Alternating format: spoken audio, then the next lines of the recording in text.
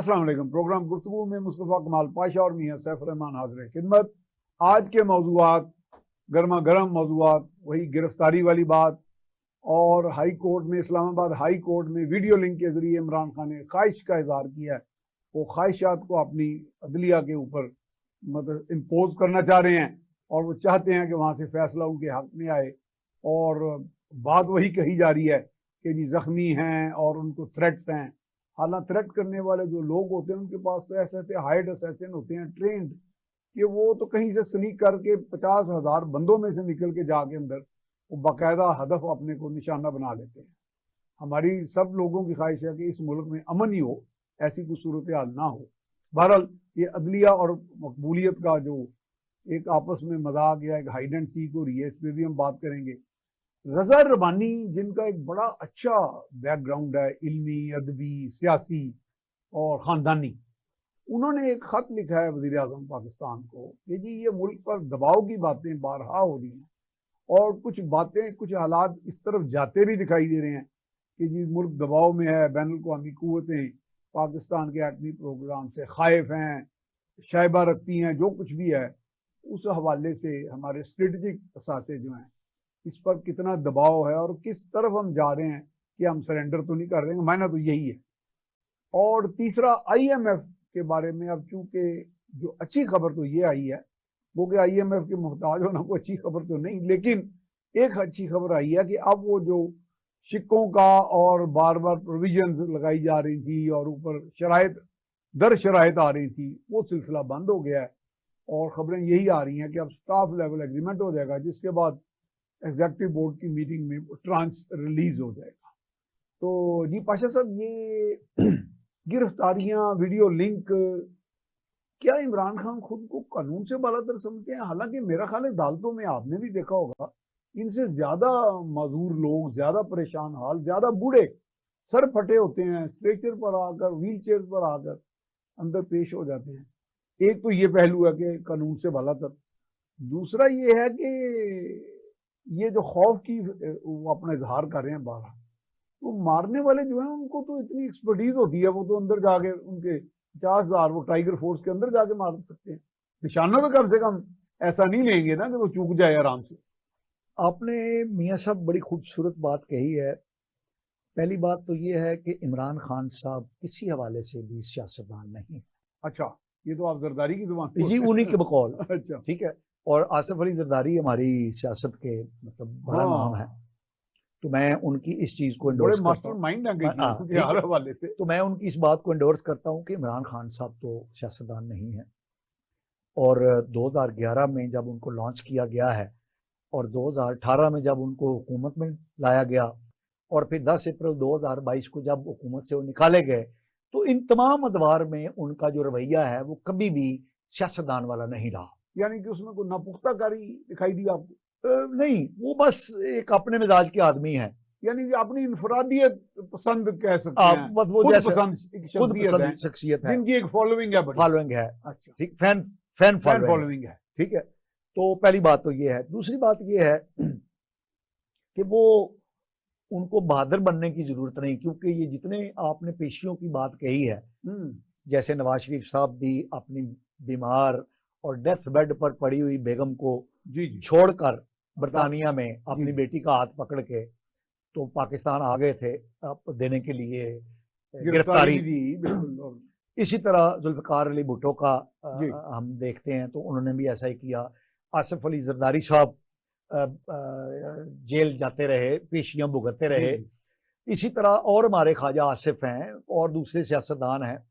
तो वो ये रवैया जो अदालतों को पेश होने का और गिरफ्तारियां देने का होता है, ये सियासतदानों का रवैया होता है जिनका आप जिक्र कर रहे हैं। यानी उनमें जुर्रत होती है। यानी सियासतदान कमजोर हो, बड़ा हो, छोटा हो, कम पॉपुलर हो, वो जुर्रतमंद होता है। और उसकी जुर्रत की वजह क्या होती है कि उसके वोटर है रस्ते सफर मीरे कारवां के लिए जुर्रत, ठीक है, फिर भी जरूरी है। तो इमरान खान साहब तो ये मीरे कारवां नहीं बन पाए। नहीं, इमरान खान कारवां लेकिन बहुत बड़ा हो गया।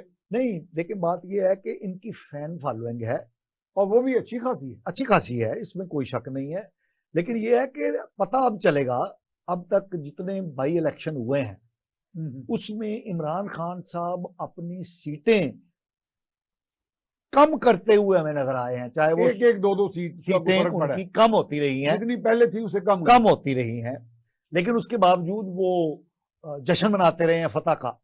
ये भी तो एक जश्न तो उनका मेरा खासा है ना उस पार्टी, जश्न मनाते रहना, नाच गाना जश्न, वो अच्छा वो अट्रैक्ट करता है ज्यादा। अब जहां तक बात है बम प्रूफ गाड़ियों में आना और अपने आप को बचाने की कोशिश करना और अदालतों में यही बहाना लगाना, अदालतों में यही बहाना लगाना, मैं नहीं आ सकता, मारा तो जाऊंगा। मेरा ये ख्याल है कि इमरान खान साहब बुनियादी तौर पे बचना चाहते हैं उन केसेस में वो लगने से, क्या उसको कहते हैं जी, केसेस में क्या जमानत नहीं, वो जो लगती है हथकड़ी, नहीं हथकड़ी नहीं, जब वो फर्दे जुर्म, अच्छा। अब कई केस ऐसे हैं जिनमें तोशा खाना का केस भी है, और फर्दे जुर्म आयद ना हो, क्योंकि फर्दे जुर्म और फॉरेन फंडिंग केस में भी इस तरह के और कई केस तो कहते हैं ओपन एंड शट केस हैं, वो इसीलिए ना कि अब ये पेश होंगे तो उसमें इम्कान मौजूद है कि फर्दे जुर्म लग जाए। अच्छा पाशा साहब, मदाखलत की माफी चाह रहा हूँ, अगर एक मुल्ज़म से मुराद है कि मुल्ज़म अदालत ने तो देखना मुल्ज़म कौन है, वो को जितना मर्जी बरगजीदा हो, अच्छा हो, बुरा हो, पॉपुलर हो, तो मुल्ज़म जिस पर इल्जाम लगता है अगर वो उसके लिए एक मौका दिया जाता है, दो होता है, तीसरा कतई आखिरी भी हो जाता है, उसके बाद तो उसको इश्तिहारी करार दे दिया जाता है, प्रोक्लेम्ड ऑफेंडर। जी बिल्कुल। और आपको पता है प्रोक्लेम्ड ऑफेंडर होना इतना खतरनाक बात है, मैं खुद रह चुका हूँ एक फौजी दौर में, तो उसमें अगर मैं किसी भाई के घर जाके बैठ गया हूँ तो वो भी मुजरिम बन जाएगा, उसको भी वो कहते हैं कि आपने हार्बरिंग दी प्रोक्लेम्ड ऑफेंडर, सेक्शन 216 लगती है कि आपने इसको पनाह दी। अच्छा, अगर पुलिस या जो भी लॉ एनफोर्समेंट एजेंसी आपको पकड़ने आए तो आपको मुजाहमत करें या भाग जाएं और किसी तरह वो हिफ्ज़ मुक़द्दम के तौर पर शूट कर दें, आप शूट कर दें, तो लॉफुल हो जाता है। हाँ, वो लॉफुल हो जाता है, तो ये तो फिर उस तरफ भी चली जाएंगी। अच्छा, मेरा ये ख्याल है, यहाँ तक नहीं जाएंगी। मेरा ये ख्याल है कि हमारी जो अदालतों का एक सेक्शन है, पार्ट ऑफ आवर अदलिया इमरान खान साहब को सपोर्ट कर रहा है, प्रोटेक्ट कर रहा है। लेकिन ना कहते हैं इंसाफ तो अंधा होता है, वो तो ना किसी को सपोर्ट करता है नहीं ना खिलाफ होता है। हमारा जो इंसाफ अंधा नहीं है, जो निज़ाम अदल है वो अंधा नहीं है, वो काना है। अच्छा। वो एक आंख बंद करता है, जिधर से उसने बंद करनी होती है उधर से बंद हमारे दोस्त हैं, आपके भी दोस्त हैं, डॉक्टर खालिद रंजा साहब, उनके पास में बैठा तो कहते हैं हमारा जो अदालती निज़ाम है ना वो एक कुमारी दुशीदा की तरह है। अब आगे बात मैं नहीं करता, मैं उनसे पूछता भी नहीं कि किससे क्या मुराद है, लेकिन ये उन्होंने कहा है मुझे 4-5 मरतबा, तो वो लिहाजा मुझे अगर तलबी हुई तो मैं उनका नाम ले लूँ। जी, तो वो जिधर आंख बंद करनी होती है उधर बंद कर लेता है, दूसरी खुली रखता है। तो इमरान खान साहब बेसिकली ऐसे लगता है कि जैसे उनको यकीन है कि अब वो उन पे फर्द जुर्म लग जानी है कई केसों पे, तो वो उससे बचने के लिए उन्होंने ये एक पूरा ढोंगर चाया है। और वरना ये तो उन्हें पता है कि मरीम नवाज को ये लफ्ज़ ज़हन में नहीं आने तो उन्होंने ढोंगी कहना शुरू कर देंगे। हाँ, वो शुरू कर देंगी मेरा इस तरह के ढोंगी। तो अब ये है कि इमरान खान साहब, जैसे मुझे किसी ने कहा जी कि खाना जंगी हो जाएगी अगर सुप्रीम कोर्ट का इलेक्शन कराने का हुक्म पे अमल ना हुआ, मैं क्या खाना जंगी होगी कि खाना टूंगी होगी? तो खाना टूंगी होंगे जो खाना जंगी चाहते हैं। बिल्कुल। तो मेरा ये ख्याल है कि इमरान खान साहब समझदार आदमी है, सियासतदान नहीं है, लेकिन समझदार आदमी है, तो वो फर्द जुर्म से बचने के लिए ये सारा कुछ कर रहे हैं। वरना उन्हें पता है कि अगर उनको मारने के लिए कोई आया, इरादा कर लिया तो फिर तो देखें आप दुनिया में हमारी मौजूदा मॉडर्न हिस्ट्री के अंदर जो JF कैनेडी थे अमेरिका के सदर, पॉपुलर, इंतहाई हर दिल अजीज, उनकी पुटपुटी पे हाँ जब और वो एक ही गोली में 1-2 गोलियों से कारगर हो गई। इसी तरह जैसे मोहतरमा हुई, इसी तरह आप देखें कि जैसे रेगन, अमेरिकी सदर रेगन को, और फिर जो पोप जॉन पॉल थे, उन पर भी कातलाना हमले हुए। तो जब तुल जाता है कोई, यानी अभी तक जो हमले हुए वो कातलाना हरगिज नहीं थे, कतल नहीं थे। ये हमें बात कि वो कातलाना हमले नहीं थे, वो कोई एक बहरहाल या तो कोई स्पर ऑफ ए मूवमेंट, जैसे किसी को गुस्सा आया तो उसने कर दिया, या खुद ही या कोई फीलर होगा। अदरवाइज जो ये तय करते हैं हाँ, कातलाना हमला वो फिर निशानेबाज सही बंदे भेजते हैं। बंदे भेजते हैं और वो बचने की कोई इम्कान मौजूद नहीं होता। ठीक है, सही बात है। अच्छा, ये तो हो गया। अब वीडियो लिंक पे जो अभी तक अदालतों से, अच्छा वो तो आपने वाज़ेह कर दिया ना कि ये एक सेक्शन हमारा अदालतों का उनको सपोर्ट करता है। और हालांकि अच्छा, क्योंकि कानून के बारे में बड़े बड़े माहिरीन ये भी कहते हैं, वैसे खालिद रांझा साहब ने जो कह दिया मैं रिपीट नहीं करना चाह रहा, उसका क्या मायना था मैंने समझा ही नहीं आज तक, कंटेम्प्ट के खौफ से। तो कहते हैं कि the accused is the favourite child of law, the accused is a darling of the court. यानी कोर्ट ये समझती है कि प्रोसिक्यूशन ने मुमकिन है तौर पे इसको मेलाफाइड इंटेंशन के तहत इस पे केस बनाया हो या स्टेट ने, तो लेकिन ये तो most favourite child of the law हो गए ना फिर। देखिए अब तो वो जो इंटरव्यू दिया, very sweet darling of the law हो गए फिर। जो इंटरव्यू साबका चीफ जस्टिस ने, हाँ, निसार साहब ने, निसार साहब ने दिया, बाबा रहमत जो है उन्होंने, अच्छा खुद को कहते थे बाबा रहमत? अच्छा, लोग कहते हैं उन्हें? हाँ, लोग कहते थे। तो बात यह है कि उन्होंने भी इस बात का इकरार किया है। इतनी करते हैं, बाबे तो नहीं है, वो बाबे तो नहीं है, अमलन नहीं है शायद। उन्होंने भी इकरार किया इस बात का कि तमाम फैसले इनकी इमाम पे होते थे। अच्छा, और केस लगते थे और इनको वो मिलता रहा, एग्जोनरेशन मिलती रही सिवाय एक केस के।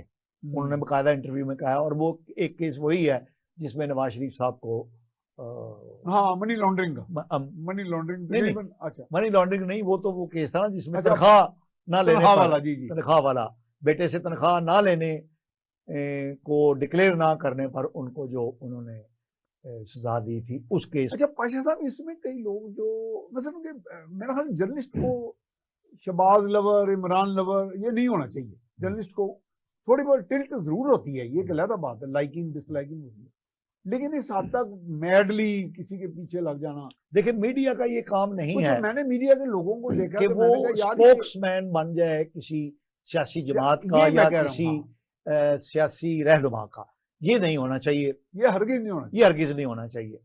और ये रिवायात हल्की हल्की शुरू की थी मियां नवाज शरीफ साहब ने। जी, उन्होंने एक अपनी एक क्राउड पैदा किया था और उसको बामे अरूज तक इमरान खान साहब ने पहुंचाया है।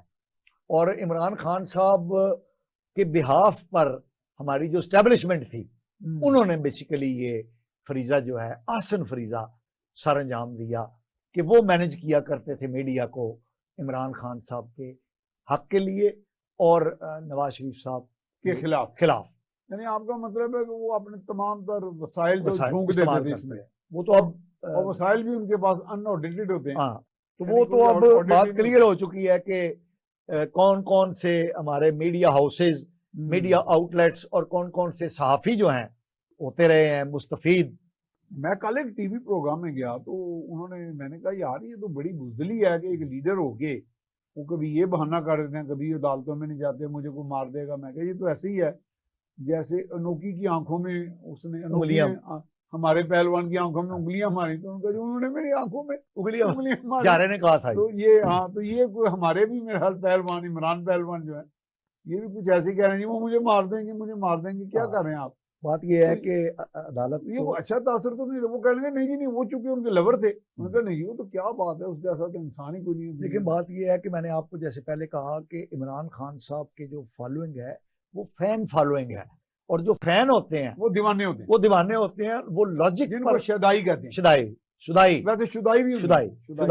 तो उनके लिए लॉजिक मंतक ये बिल्कुल शुदाई तो वैसे चले नू करने जी, लेकिन मतलब जो शुदाई होता है वो शुदाई ही चला ही हो जाता है ना, कि वो लॉजिक को नजर ही कुछ नहीं आता सिवाय अपने बिलवड के। तो इमरान खान साहब अपने फॉलोअर्स के बिलवड हैं, महबूब हैं, और उनकी बात पे वो आंखें बंद करके यकीन करते। अच्छा देखें, जो अब इसी तरह से मिलती जुलती बातें अब आ रही हैं, अब देखें उन्होंने कई लोगों ने ज़मान पार्क का नाम बिगाड़ के एक अजीब किस्म का जे और सारा आगे मिला के लिखा हुआ है।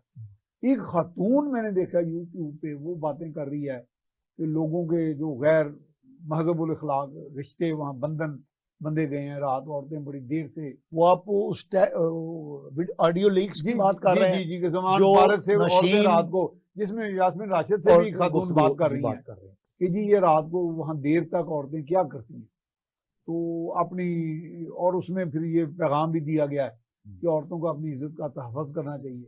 तो यानी कि इस हद तक ये अगर चले परसेप्शन भी है, रॉन्ग परसेप्शन ही सही, तो ये कोई अच्छा परसेप्शन तो नहीं है कि पार्टीज के अंदर ये कुछ हो रहा है कि इस्लामी मुल्क के अंदर। अच्छा, मेरा ये ख्याल है कि ये अगर फैलाया भी जा रहा तो गलत है। पीटीआई का जो कल्चर है वो थोड़ा सा लिबरल है। मुस्तफ़ा कमाल पाशा और मियां सैफुर रहमान आपसे गुफ्तगू करने के लिए थोड़ी देर के बाद दोबारा हाजिर होंगे, हमारे साथ रहिएगा।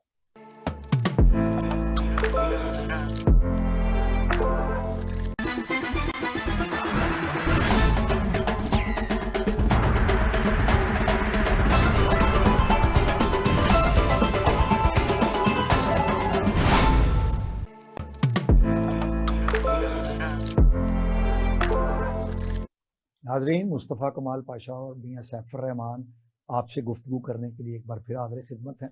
ये पाशा साहब आप जिक्र कर रहे थे कि पार्टी लिबरल है, थोड़ा ढूंढ धमका ये है, लेकिन मेरा ख्याल कुछ इस तरह की लीक्स को डिस्करेज कर देना चाहिए अंडर द लॉ। कोई लॉ तो मौजूद है कि नहीं है? नहीं, लॉ तो ऐसा नहीं है। देखें, ऐसा लॉ नहीं है। पॉलिटिकल पार्टीज हैं, शाबेदारी का अगर प्रोग्राम करना चाहें तो उनको रोका तो नहीं जा सकता। नहीं रोका जा सकता। हमारे, आप देखिए, हमारे जो प्रेस क्लब्स होते हैं उसमें भी लेट आवर्स बैठते हैं।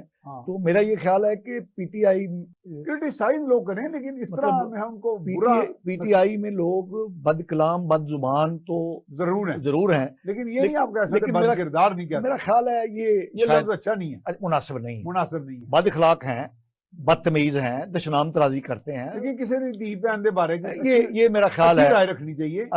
एक अच्छे मुआशरे की तश्कील नहीं है। मैं कई पीटीआई की खवातीन को जानता हूँ जो 5 वक्त की नमाजी हैं, जो बड़े अच्छे फैमिली से जिनका ताल्लुक है, जो अब राइट किस्म की खवातीन है। मैं उनको जानता हूँ, जाती तौर पे भी जानता हूँ। सही है। तो इसलिए मेरा ये ख्याल है कि इस तरह की जो परसेप्शन है, परसेप्शन वैसे पाई जाती है। हाँ, परसेप्शन बनाई भी जाती है, पाई भी जाती है, लेकिन मेरा ख्याल है कि उसको हमें प्रोपेगेट नहीं करना। अच्छा पाशा साहब, पहले एक दौर था, वैसे आपको खबर भी आ गई हो, कि वो जो अस्करी या हिसास अदारों से मुंसलिक एजेंसियां होती थी, उनके पास तो ये सारा इक्विपमेंट होता था, ईव ड्रॉपिंग इक्विपमेंट। वैसे तो मैं कभी जो था ईव टीजिंग भी हो जाती तो वो अब सुना कि जो सिविल के भी हमारे कुछ इदारे उनके पास भी आ गया ये, जी, खासतौर पे आईबी के पास। जी। तो ये बहुत फरावानी से जो बगिंग हो रही है, या ऑडियो लीक्स या वीडियो लीक्स आ रही है, ज्यादातर तो वहां से शायद चांसेस इधर से आती हैं। दूसरा, मैंने कुछ देखा कि हमारे यहाँ आईटी के भी बड़े एक्सपर्ट्स आ गए हैं, उनके पास भी पासवर्ड को ब्रेक कर लेना, हैक कर लेना, या कहीं पेनिट्रेट कर लेना, इसकी भी सलाहियत मौजूद है। लेकिन बात ये है कि ये लोग भी मैदान में अमल में होंगे, ये है असल बात ये है कर लेते हो अब राइवल एक दूसरे के। एआई के जरिए, आर्टिफिशियल इंटेलिजेंस के जरिए भी ये हमारे नौजवान हैं, हाँ जी, नौजवान खास एक्सपर्ट जी, वो ये काम कर लेते हैं। पहले डीप वेब जो है उस तक रसाई मुश्किल थी, अब हो जाती है। डीप वेब तक नौजवान जो हैं वो चले जाते हैं, पहुंच जाते हैं। तो पहले तो सिर्फ मखसूस इदारे ही वहां तक रसाई हासिल कर पाते थे। तो अब क्योंकि जो इंफॉर्मेशन टेक्नोलॉजी है वो तमाम बैरियर स्प्रेड कर गई है, और वो बैरियर क्रॉस कर गई है, और अब जो हमारी सॉफ्टवेयर की स्किल है, आर्टिफिशियल इंटेलिजेंस की स्किल है हमारे नौजवानों की, वो बहुत ज्यादा हो गई है। इसलिए अब ये पिन पॉइंट करना, पहले तो ये होता था कि हमारे कोई एजेंसियां ही हैं, ये अब ऐसा नहीं है, ऐसा नहीं है अब। यानी आप देखें ना, जिस ऑडियो लीक का आप हवाला दे रहे हैं, जो डॉक्टर यास्मीन राशिद और एक कारकुन पीटीआई की नशीन साहिबा हैं कोई, उनके दरमियान जो गुफ्तगू है, मेरा नहीं ख्याल कि ये गुफ्तगू जो है किसी एजेंसी ने की होगी। ये उधर ही कहीं अंदर के आईटी के किसी ने वो। बल्कि पाशा साहब, मेरे पास तो ये बात इल्म में आई है कि पाकिस्तान से नौजवान बाहर जाके 30-40 लाख रुपए महीना कमाते हैं आईटी की एक्सपर्टीज की। जी बिल्कुल। अच्छा पाशा साहब, एक बड़ा अहम डेवलपमेंट ही से कहेंगे हम, वैसे तो कभी खुशी नहीं होगी कि हम IMF के मुहताज ही रहे हमेशा, लेकिन उस दिन मिफ्ता इस्माइल साहब ने तो कहा कि जी अगली हुकूमत जिसकी भी आए उसको IMF में फिर जाना पड़ेगा इसके बाद भी। और पीछे भी 22 मरतबा हम गए हैं। तो अब तो ये एक अच्छी खबर आई है, तो इसको आप तस्दीक करें या इसकी जो भी क्लैरिफिकेशन कि अब मजीद शराइत का आना जो था, आमद वो जो 10 कमांडमेंट्स आई, अल्लाह रहम करे, उससे मुमासलत तो नहीं करनी चाहिए, लेकिन जो कमांडमेंट्स के ऊपर कमांडमेंट अहकाम जारी हो रहे थे, तो अब सुना को वो अहकाम का सिलसिला रुक गया। देखिए मियाँ साहब, पहले शायद हमने उनके सारे मुतालबात मान लिए, पहले इसलिए ऐसे कभी नहीं हुआ। अच्छा, पहले इसका मतलब बावजूद है ये। बावजूद है ये। अच्छा, हुआ ये है कि पहले हम इकरार करते थे, IMF हमें कहता था कि ये 1 से लेकर 20 तक शराइत हैं, हम कहते थे जनाब ए लो हम पूरी कर देंगे, तो हमें ट्रांच मिल जाती थी, पैसे मिल जाते थे। फिर जब वो रिव्यू करते थे तो 20 में से कोई 2, 4, 5, 10 रह जाती थी, तो हम फिर वादा करते थे, तो वो बात अब हम कर लेंगे। इमरान खान साहब ने तो जब ये 2021 में मुआहदा हुआ, 19 में मुआहदा हुआ, 19 में मुआहदा हुआ, तो 20-21 में उन्होंने उसकी स्क्रैप ही कर दिया, अमलन स्क्रैप कर दिया, अमलन डिफाई कर दिया। तो अब उन्होंने ये तय किया था कि अब पहले पाकिस्तान हमारी शराइत पूरी करेगा, फिर हम। यही वजह है कि वो बार बार हमें शराइत अपनी बताते थे और फिर कहते थे हाँ भी इंप्लीमेंट कर दिया। अब आखिरी शर्त जो उनकी थी वो सेल्स टैक्स को बढ़ाने की थी, गालिबन 25%। तो वो मेरे ख्याल में लग्जरी आइटम्स पे, तो वो भी हमने मान लिया है, कर लिया है। अब उसका वो ऑर्डर जारी होना है। तो अब ये एक खुशगवार खबर ये है कि स्टाफ लेवल एग्रीमेंट जो है वो हो जाएगा और फिर वो बोर्ड में जाएगा और एग्जीक्यूटिव बोर्ड के बाद ही ट्रांच आएगी जी। अब लेकिन अब चंद हफ्तों की शायद बात, चंद हफ्तों की नहीं, थोड़े टाइम में, चंद दिनों की। इस हफ्ते में तो ये स्टाफ लेवल का मुआहदा हो जाएगा और पाकिस्तान ने इशरार किया है कि यार फटाफट कर दो, तुम्हारी मेहरबानी है। और एक उन्होंने ये भी कहा ना जी $10 अरब का आपने शो करना कि आप कर लेंगे, मैंने वो खास मियाद तक। सऊदी अरब ने भी बता दिया है हमें कि हमें दे देगा, IMF ने भी बता दिया है और चाइना ने तो ऑलरेडी 700 मिलियन दे दिया है और 500 मिलियन भी आ गया। तो इसलिए अब थोड़ा सा और स्टेट बैंक ने भी कह दिया है कि ये चीजें हो जाएंगी। तो अब ये मामला जो है तकरीबन क्लोज हो गया है शराइत वाला। अब हम उसकी तरफ जा रहे हैं। अगली बात जो आपने कही है मिफ्ताह इस्माइल की, हाँ, तो मिफ्ताह इस्माइल मुमकिन है उनकी बातों में वो जलन और वो सड़न भी हो, वो तो है, ठीक है, क्योंकि उनको निकाला गया है, रिप्लेस किया है। वो तो जब बोलते हैं थोड़ी स्मेल भी आती है, ठीक है, जलन की, गुस्से में भी है ना वो बात। हमारे जो काम करने वाले बंदे, हाँ, मेहनती आदमी, हमारे जो दीगर माहिरीन हैं, इंडिपेंडेंट एक्सपर्ट्स जो हैं, उनका भी ये कहना है कि ये 22nd जो हमारा प्रोग्राम है ये 30 जून को क्लोज हो जाएगा। अच्छा, क्लोज हो जाएगा, ठीक है, लेकिन हमारा जो मालियाती साल है उसके साथ ये क्लोज हो जाएगा, ठीक है, लेकिन हम चलने के फिर भी लायक नहीं होंगे। और मिफ्ताह इस्माइल जो कह रहे हैं कि जो भी हुकूमत आएगी उसको करना पड़ेगा। और ये बात वो सही कह रहे हैं, किसी को अच्छी लगे या बुरी लगे, कोई माने या ना माने, हमें IMF का सहारा। यानी अगर इमरान खान बफर्ज महल आ जाते हैं, पॉपुलर लीडर हैं, उनको वोट मिल जाता है ज्यादा, तो इसका मतलब वो आप खुदकुशी वाली बात नहीं करेंगे। नहीं, अब तो सीधा अच्छा एक बंदा डालना पड़ेगा, बीबे बच्चों की तरह जाएंगे, के बाद जाएंगे भी, उनकी बातें मानेंगे और क्योंकि उसके अलावा नहीं कहेंगे, क्योंकि उसके अलावा एब्सोल्युटली नॉट नहीं कहेंगे साहब, उसके अलावा हमारे पास ऑप्शन कोई नहीं है। आप ये देख लीजिए कि एक जो हालात हो गए या बना दिए गए, $126 बिलियन का एक्सटर्नल डेट है, $126 बिलियन।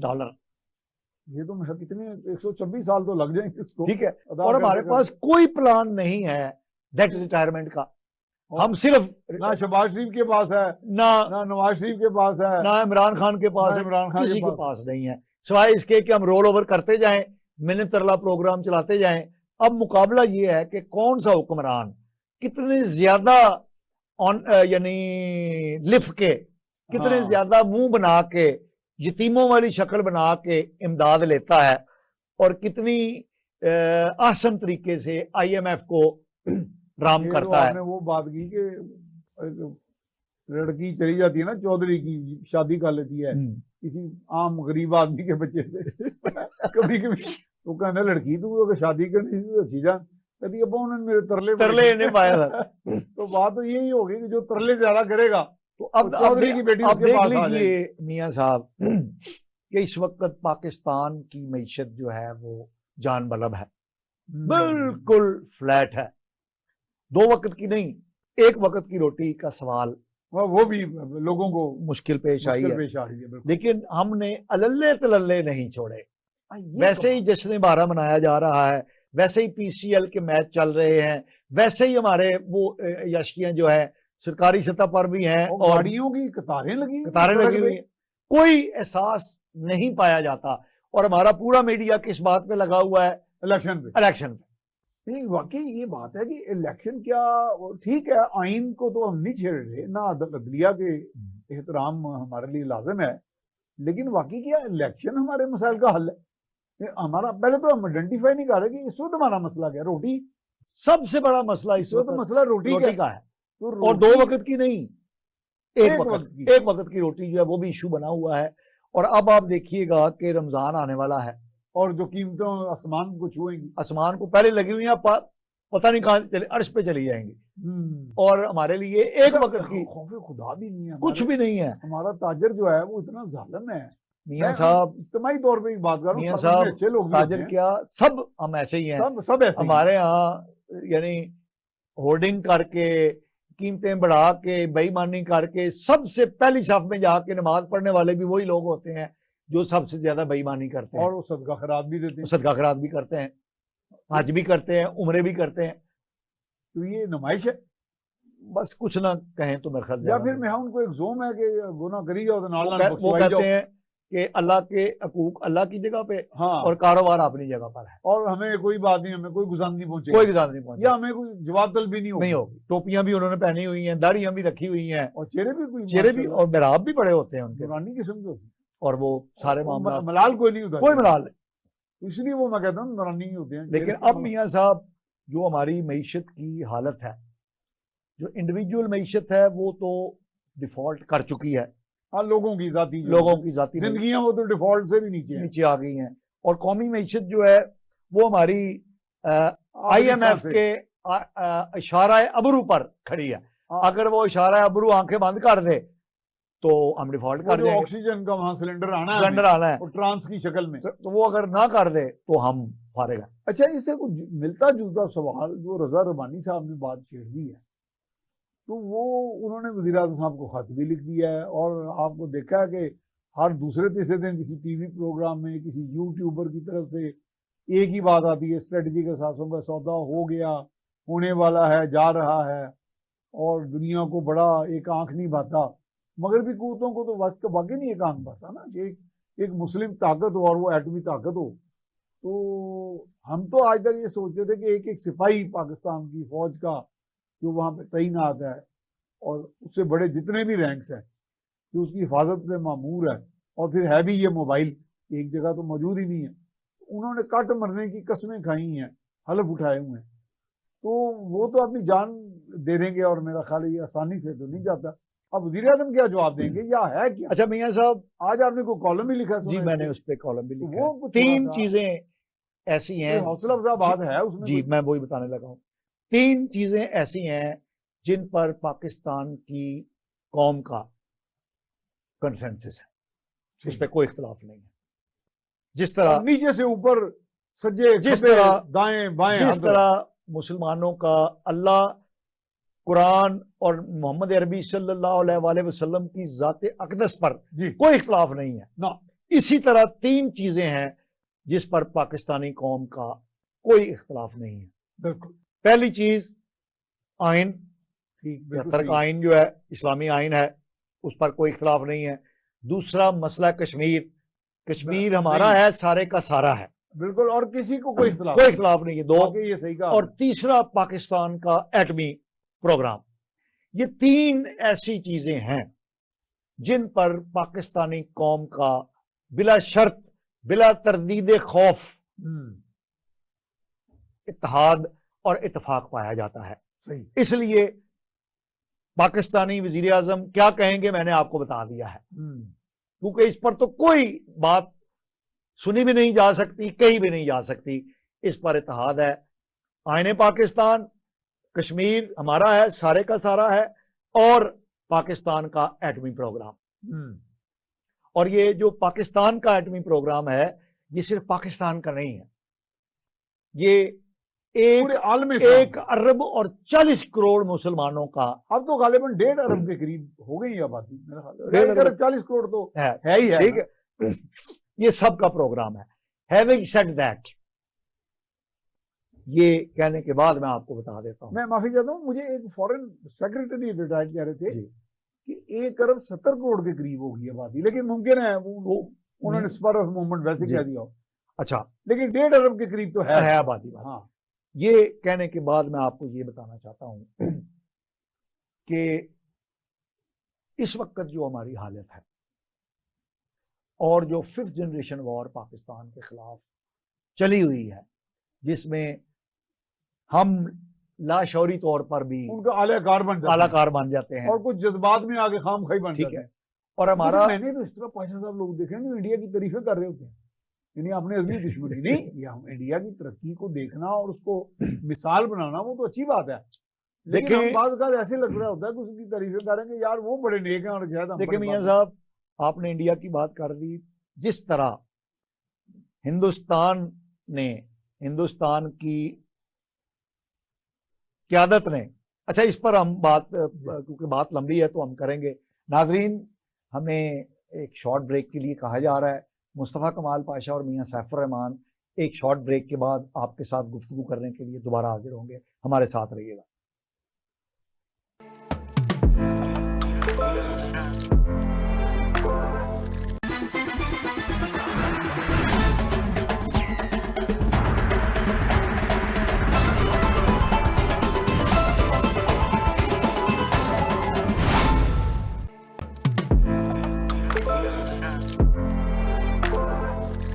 नाज़रीन, मुस्तफ़ा कमाल पाशा और मियां सैफुर रहमान आपसे गुफ्तगू करने के लिए हाज़िर खिदमत।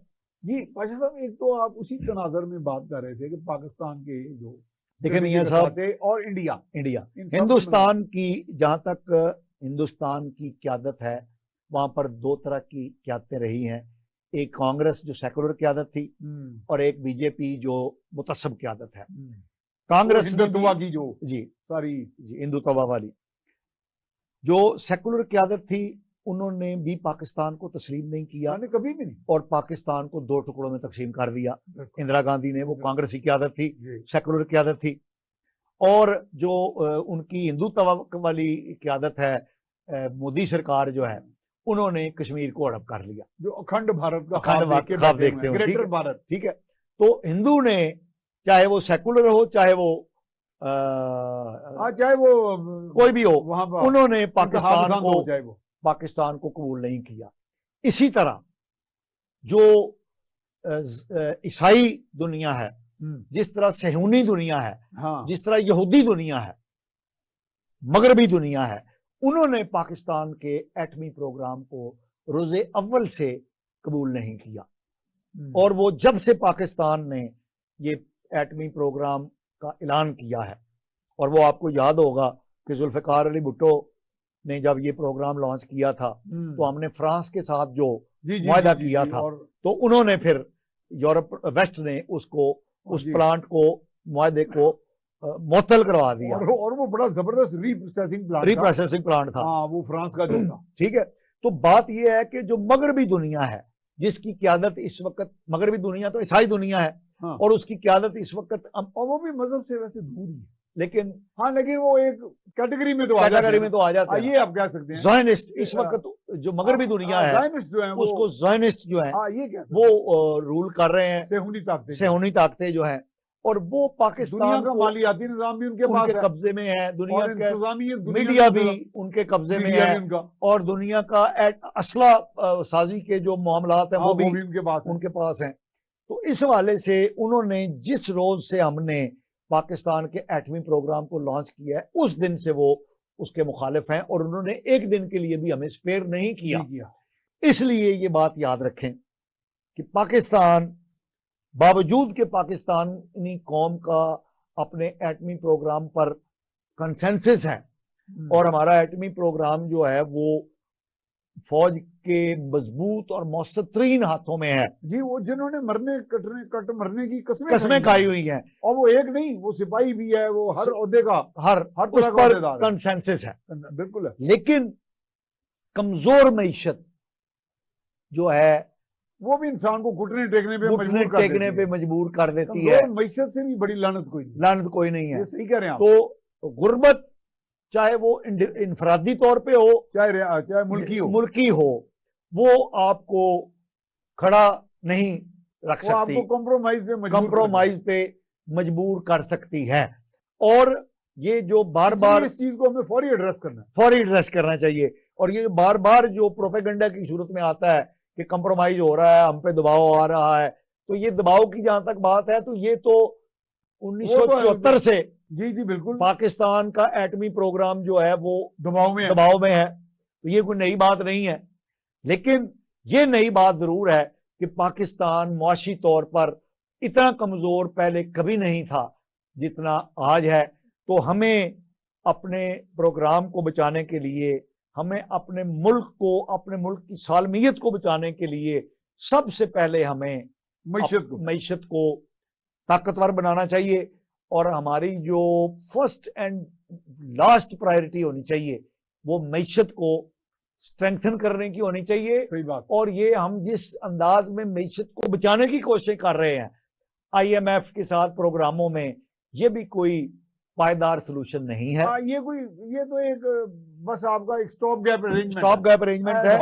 और ये नाइदर ये परमानेंट सलूशन है नॉर ये बावकार तरीका है। आपको खुद इंसारी की तरफ किसी हद तक जाना पड़ेगा। और हमने जो अंदाज इख्तियार किया हुआ है इंफरादी सतह से लेकर कौमी सतह तक, ये मैं आपको एक छोटी सी बात बताता हूँ कि आज हम एक सेमिनार में थे तो वहां पर ये पता चला कि पाकिस्तान मिल्क प्रोड्यूसिंग में दुनिया की पांचवी कहा जाता है, पांचवी बड़ी ताकत है। अलग कैपेसिटी शायद दूसरे तीसरे नंबर तक की है, लेकिन हम पांचवें बड़े मिल्क प्रोड्यूसिंग कंट्री हैं।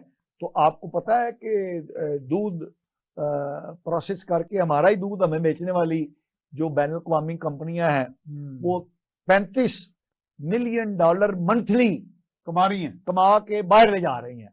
हमारा ही दूध हमें प्रोसेस करके देती हैं और उससे वो ज़र मुबादला जो है वो रिपैट्रिएट। यहाँ क्यों नहीं लगा सकते मिल्क प्रोसेसिंग प्लांट? यही मैं आपको पता है, शायद आप तो मुझसे छोटे हैं, यहाँ पे लाहौर एक मिल्क प्लांट भी होता था गवर्नमेंट का, जो डेयरी एंड डेवलपमेंट डिपार्टमेंट था उसके यहाँ से। वैसे उन दिनों ताज़ा दूध लेके हल्की सी पेस्चराइजेशन करके वो बॉटल्स में मिलता था और वो एक तरह फ्रेश मिल्क की तरह और प्योर की तरह होता, ऑलमोस्ट प्योर। वो प्लांट पता नहीं, देखिए यही तो हमारी तरजली आई है। आपने बात बड़ी सीखी कि हम आगे जाने की बजाय पीछे चले गए। देखिए हम चीजें अच्छी चली, हम छोटे छोटे जब थे तो आर्मी का जो दूध होता था, जो मक्खन होता था, जो चीज होता था, that was considered to be the best and the purest. बिल्कुल सही। और वो लाहौर और ये ओकाड़ा में उनके फार्म होते थे। और मुझे नहीं मालूम कि अब वो किस पोजीशन में है। सिविलियंस को भी मिल जाता था, लेकिन अब मेरे ख्याल कभी देखा नहीं। अब वो मेरे ख्याल में प्रोडक्शन उनकी उस लेवल पे नहीं है, क्योंकि अब तो हम अपनी जो अब लोगों की प्रोडक्शन बहुत ज्यादा, अब हम जो हमारे जो ये इस तरह की ग्रीनरी की और इस तरह की प्रोडक्शन थी जमीन की, वो भी कम हो गई अर्बनाइजेशन की वजह। अर्बनाइजेशन हो गई, वो बना रहे हैं, हाउसिंग सोसाइटियां बना रहे हैं। तो उसके नतीजे में जो हमारा ग्रीनरी का कॉन्सेप्ट था वो आहिस्ता आहिस्ता कम हो रहा है। तो हमारी ये जो एग्रीकल्चर है, हमारी ये जो मिल्क प्रोडक्शन है, हमारी जो वीट ग्रोथ है, हमारी जो कॉटन ग्रोथ है, हमारी जो मेज और ये मीजल्स और ये दालों की प्रोडक्शन है, ये आहिस्ता आहिस्ता कम होती चली जा रही है। और मुझे लगता ये है कि एक वक्त ऐसा आने वाला है कि हमें ये सारी चीजें दरामद करनी पड़ेंगी। और हम जो एग्रीकल्चर कंट्री हैं वो हम कोई भी कंट्री। पाशा साहब, आपने तो इकोनॉमी को बड़ा स्टडी किया, इकोनॉमिक्स को। दुनिया में एक कामयाब मॉडल तो यही है कि जो नेचुरल रिसोर्स आपके पास अबंडेंटली अवेलेबल है, उस कसरत से आपके पास मुयसर है, उसको आप टैप करते हैं रिसोर्स को, फिर उससे सरप्लस पैदा करते हैं, अरबों डॉलर का ज़र मुबादला आता है, उसके नतीजे में इंडस्ट्रियलाइजेशन भी कर लेते हैं और बहुत सी अपनी पसमानदगी को एड्रेस कर लेते हैं। जी बिल्कुल।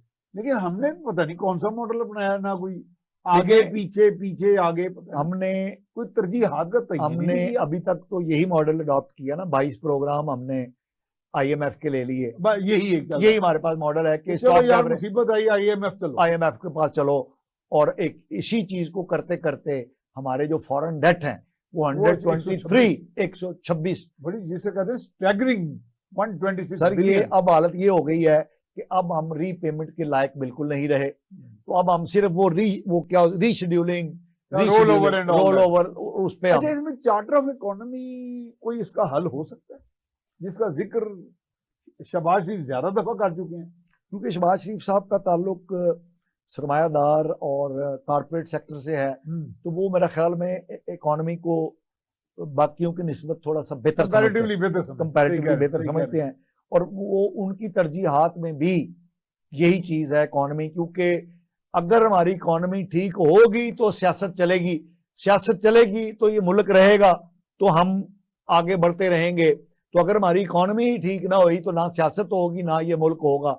तो इसलिए मेरा ख्याल ये है कि चार्टर ऑफ इकोनॉमी जो है वो बड़ी वक्त की जरूरत है। वो जरूरत नहीं है बल्कि बहुत अहम जरूरत है। लेकिन चार्टर ऑफ इकोनॉमी मुमकिन कैसे, मुमकिन क्यों करोगे, कैसे हो, कौन लोग होंगे जो चार्टर पे साइन करेंगे? साइंसदान, ये सियासतदान ही होंगे। और कौन कराएगा इनसे? खुद ही करना पड़ेगा। अब कोई करवाने वाला खुद नोटिस लेना पड़ेगा। नहीं, बात ये है कि अकल के नाखून लेने पड़ेंगे इन्हें, क्योंकि पहले हमारे यहाँ 2 अदारे ऐसे थे जो इस तरह के मामलात में कूद जाया करते थे। और एक हमारी इकट्ठा कर लेते थे। एक हमारी फौज थी, फौज को भी हमने इतना बैक फुट पे कर दिया है, डिफेंसिव पे ले गए, डिफेंसिव में ले गए, और अब वो भी तौबा तायब करके कह रही है कि हम न्यूट्रल हैं। दूसरा हमारी अदलिया होती थी किसी जमाने में, अब वो भी एक बड़े कंट्रोवर्सी सरपंच का किरदार अदा करते हुए, ठीक है, वो इकट्ठा कर लेती। अब लेकिन वो भी इतनी कंट्रोवर्शियल हो चुकी है, बाबा रहमते की शक्ल में, और इससे पहले इफ्तिखार मोहम्मद चौधरी की शक्ल में, और ये मौजूदा जो हमारे हैं, क्या नाम है उनका आजकल, चीफ जस्टिस जो आजकल तो हमारे उमर साहब बंदियाल साहब के रोल की वजह से भी जो हमारी अदलिया है वो भी बैकफुट में जा चुकी है। से ज्यादा ही कोई जज्बाती हो गए हैं, तो मेरा ख्याल है इसलिए हदायत करने का बंद करें। तो अब माशाल्लाह जी बेहतरीन गुफ्तगू हुई, बेहतरीन। फिर भी फैसला तो आप लोगों ने करना है, इसमें क्या बेहतरीन है, क्या बेहतरी है, बेहतरी की क्या शक्ल है, सारे मामला डिस्कस किए गए। पाकिस्तान के स्ट्रेटजिक असासाजात, हमारा एटमी प्रोग्राम दबाव में है। वज़ीर आज़म को ख़त लिखा गया रज़ा रब्बानी साहब की तरफ से कि ये बात वाज़े करें, क्योंकि कौम के अंदर एक ना उम्मीदी सी और यास की सी कैफियत है। यकीनन ये हमारा फ़ख्र है, और जैसे हम पाशा साहब कह रहे हैं कि इसमें तो मुकम्मल कंसेंसस है, नीचे से ऊपर, राइट से लेफ्ट, लेफ्ट से राइट, और हर तरह का तबका हमारा, हर स्कूल ऑफ थॉट इसको सपोर्ट करता आ रहा है जब से ये प्रोग्राम हमारे मुल्क ने इसका आगाज़ किया।